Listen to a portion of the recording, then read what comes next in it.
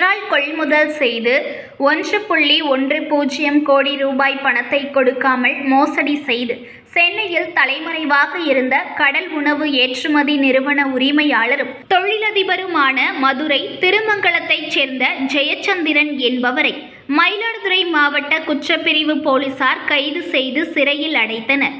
மயிலாடுதுறை மாவட்டம் சீர்காழி தாலுகா திருநகரியில் ராமன் என்பவருக்கு சொந்தமான ஜெயஸ்ரீ என்ற பெயரில் இறால் விற்பனை நிலையம் உள்ளது.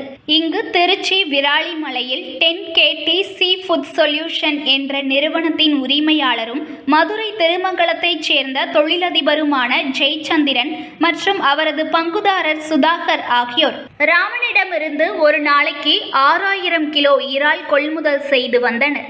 12/10/2022 முதல் 1/1/2023 வரை இறால் கொள்முதல் செய்ததில் 180 டன் இறாலுக்கு உண்டான 5.35 ரூபாய் கோடி வழங்க வேண்டும். அதில் 4.25 கோடி ரூபாய் கொடுத்துவிட்டனர். இதற்கிடையே சுதாகர் 3.39 கோடி ரூபாயுடன் வெளிநாடு சென்று விட்டார்.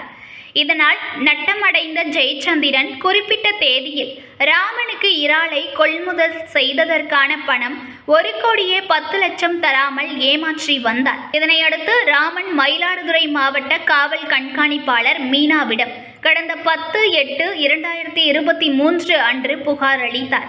அதன் அடிப்படையில் மயிலாடுதுறை மாவட்ட குற்றப்பிரிவு போலீசார் மோசடி வழக்கு பதிவு செய்தனர்.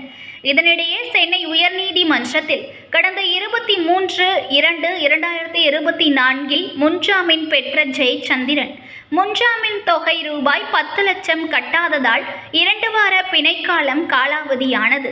இதனைத் தொடர்ந்து மாவட்ட குற்றப்பிரிவு காவல் ஆய்வாளர் அன்னக்குடி தலைமையில் தனிப்படை போலீசார் தொழிலதிபர் ஜெயச்சந்திரனை நேற்று சென்னையில் கைது செய்தனர். போலீசாரை கண்டவுடன் தப்பியோடிய ஜெயச்சந்திரன் சாலையில் தடுமாறி விழுந்து காயமடைந்தார். தொடர்ந்து இரவு ஜெயச்சந்திரனை மயிலாடுதுறை நீதிமன்றத்தில் ஆஜர்படுத்தி மயிலாடுதுறை கிளைச்சிறையில் போலீசார் அடைத்தனர். ஜெயச்சந்திரனின் பங்குதாரரான சுதாகர் வெளிநாடு தப்பி சென்றுள்ளதால் அவரை கைது செய்யும் நடவடிக்கைகளை மயிலாடுதுறை மாவட்ட குற்றப்பிரிவு போலீசார் மேற்கொண்டு உள்ளனர்.